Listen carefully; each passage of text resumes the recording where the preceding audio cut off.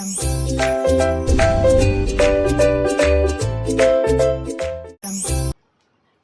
everyone, welcome to our channel Chemistry SR. Those who are new here, myself Subbaraidu, I teach chemistry in simple way. If you are interested, keep watching. In this video, we are going to solve a problem related to Raoult's law. Intermediate second year or 12th chemistry, the chapter is solutions. Here, Raoult's law related problems are very important for board exams for AP and Telangana.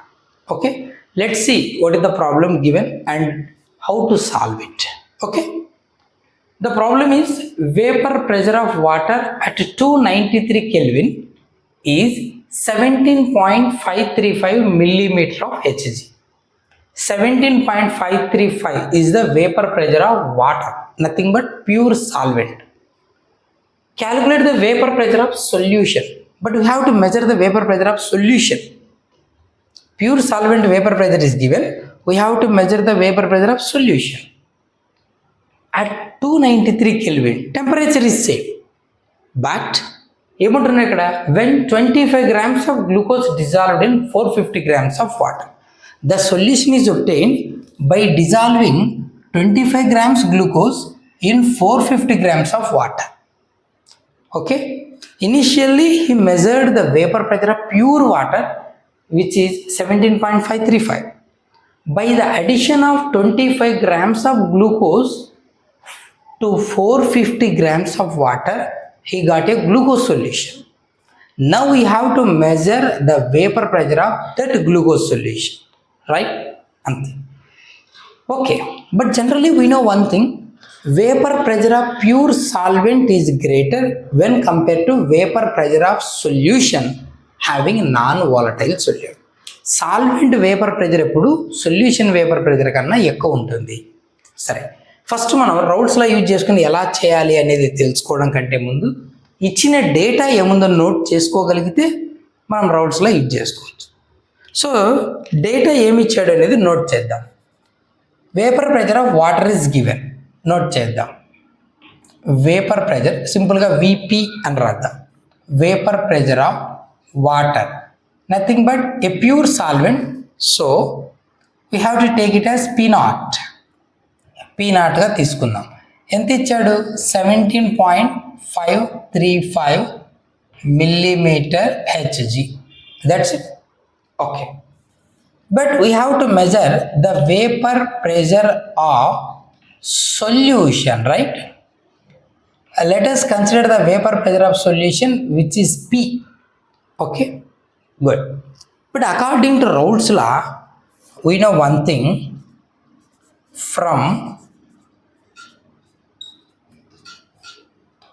Raoult's law, relative lowering of vapor pressure, nothing but ratio between lowering of vapor pressure and vapor pressure of pure solvent. This ratio is called relative lowering of vapor pressure, which is equals to mole fraction of solute. జనరల్గా సొల్యూట్ని 2గా సాల్వెంట్ని 1గా consider చేద్దాం. ఇది మనకు తెలుసు. మరి P0 minus P by P0 is equals to what is mole fraction? Mole fraction of solute is nothing but number of moles of solute by number of moles of solute plus number of moles of solvent, right? ఇది. But ఇక్కడ మనం రౌల్ట్స్లో ఎవరికి apply చేస్తున్నాం? For dilute solution. ఓకేనా, 450 grams of వాటర్లో just 25 grams glucose add చేసాం. ఓకేనా, మరి ఇలాంటప్పుడు ఇలాంటి డైల్యూట్ సొల్యూషన్స్లో సొల్యూట్ అనేది చాలా తక్కువగా ఉంటుందనే కదా అర్థం. Dilute means solute is very less in quantity. అలాంటప్పుడు సొల్యూట్ మోల్స్ని సాల్వెంట్ మోల్స్కి యాడ్ చేసినా చేయకపోయినా పెద్ద డిఫరెన్స్ ఏముండదు. ఎందుకంటే N1 is far greater than N2. So instead of N1 plus N2 we can place N1 only. Okay, for very dilute solutions. ఓకేనా, సరే ఇక్కడ ఏం రాయొచ్చు? P0 minus P by P0 is equals to N2 by N1. That's it. Okay. Number of moles of solute divided by number of moles of solvent. Moles కావాలి. Moles కావాలంటే మనకు అంతకంటే ముందు ఏం కావాలి? మాలిక్యులర్ వెయిట్స్ కావాలి. సో ఇలా రాసుకోవచ్చు. P0 minus P by P0 is equals to number of moles of solute అంటే ఏంటి? Weight of solute by molecular weight of solute. Solute is taken as 2, second component, W2 by M2. Solvent moles ఎలా వస్తాయి? Weight of solvent by molecular weight of solvent, W1 by M1. So simply P0 minus P by P0 is equals to W2 by M2 into M1 by W1. Reverse అవుతుంది కదా పైకి తీసుకెళ్తే ఇది. అంటే ఇప్పుడు మనకి ఏం కావాలి? P0 P W2 M2 W1 M1 కావాలి. నోట్ చేద్దాం. సో P0 తెలుసు, P మెజర్ చేయాలి, ఇది అయిపోయింది. W2 2 అంటే ఎవరు? సొల్యూట్ కదా. So weight of solute, that is W2 is equal to solute ఎవరు? Smaller component glucose 25 grams. So 25 grams weight. Okay, molecular weight కూడా కావాలి కదా. So molecular weight of solute say M2. ఎవరమ్మా సొల్యూట్? గ్లూకోజ్ కదా. Glucose formula ఏంటి? C6H12O6. అన్ని atomic వెయిట్లు sum చేస్తే we get its molecular weight 180 gram per mole. ఓకేనా? గ్లూకోజ్ C6H12O6 కదా. గ్లూకోజ్ అంటే ఫార్ములా ఏంటి? C6H12O6. అన్ని అటామిక్ వెయిట్స్ సమ్ చేస్తే అదే వస్తుంది. కార్బన్ అటామిక్ వెయిట్ 12, అలాంటి 6 ఉన్నాయి. 12 into 6 plus 12 plus 16 each oxygen atomic weight into 6 వేస్తే we get 180. Clear? That's. So these 2 over. Next ఇక్కడ చూద్దాం. ఏంటవి? W1 వెయిట్ ఆఫ్ సాల్వెంట్ ఎంత? Solvent 450 grams. So weight of solvent W1 450 grams of water తీసుకున్నాడు. Water solvent ఇక్కడ. Next ఏం కావాలి? Molecular weight కూడా కావాలి కదా. So molecular weight of solvent say M1. Solvent ఎవరు ఇక్కడ? వాటర్ కదా. వాటర్ ఫార్ములా ఏంటి? H2O. Molecular weight ఎంతనైనా? Oxygen 16, 2 hydrogens 2, total 18 కదా, which is equals to 18 gram per mole. We get all the values.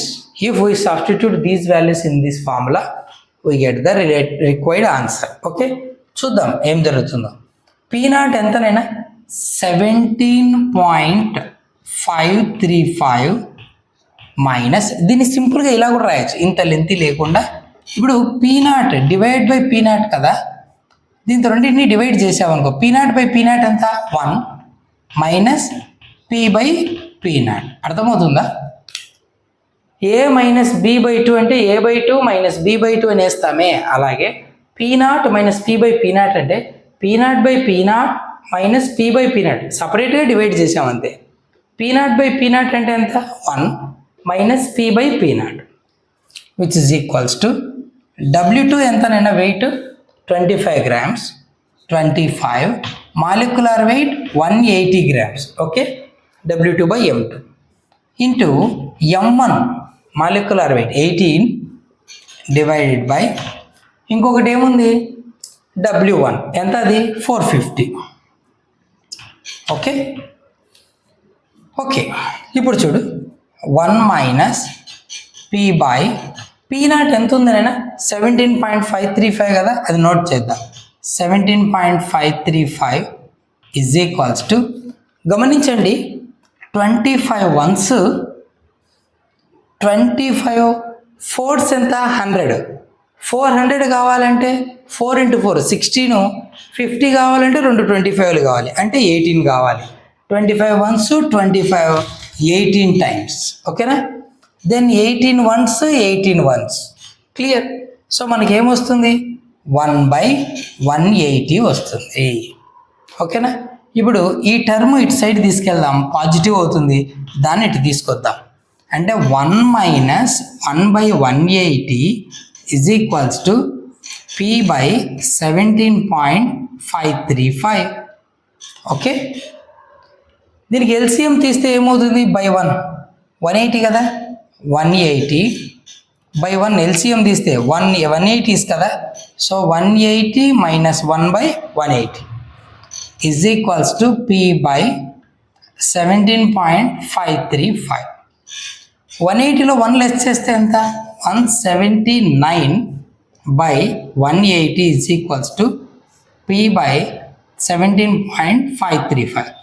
పీనే కదా మనకు కావాలి, vapour pressure of solution. Therefore P is equals to, ఇటు పంపించి 179/180 ఇంటూ 17.535. ఇదేంటిది, 179, 180 అంటే ఆల్మోస్ట్ సేమ్ కదా, ఒక్క వాల్యూవే కదా. 179, 1 యాడ్ చేస్తే 180 అవుతుంది. సో ఆల్మోస్ట్ సేమ్ కదా, క్యాన్సిల్ చేయొచ్చు. అంటే 17.535 ఇంటూ 1 వస్తుంది, అంటే ఆల్మోస్ట్ అదే వస్తుంది. P is equals to 17.535, but not exactly. Why, ఇక డినామినేటర్లో వాల్యూ కొంచెం ఎక్కువ కదా, కాబట్టి పైన 1 రాదు, 0.99 వస్తుంది, 99 సంథింగ్. కాబట్టి ఈ వాల్యూ రాదు, కొంచెం తక్కువ వస్తుంది. కాబట్టి ఎంత వస్తుంది అంటే క్యాల్కులేట్ చేస్తే మనకు 446 mmHg. సో ఇది వేపర్ ప్రెజర్ ఆఫ్ సొల్యూషన్. ఇలా మనం మెజర్ చేయొచ్చు, ఓకేనా. ఇది నేను Raoult's law related problem, important for 4 marks. First మనకు ప్రాబ్లంలో ఏమి ఇచ్చాడు డేటా, దాన్ని యూజ్ చేసుకొని మనం ఎలా సాల్వ్ చేయాలి అనేది తెలుసుకోగలిగితే ఆ డేటా రాసుకుంటేనే ఐడియా వస్తుంది. ఈ పారామీటర్స్ ఉన్నటువంటి ఫార్ములా ఏముంది మనకని, ఆ ఫార్ములాలో వాల్యూ సబ్స్టిట్యూట్ చేసి క్యాల్కులేట్ చేసుకుంటూ పోతే we get the answer. So the vapor pressure of solution is 17.446 millimeter of Hg. Okay na? Sorry. Hope you understand. If you have any doubt, feel freely leave a comment. That's it for today's video. See you next. Thank you.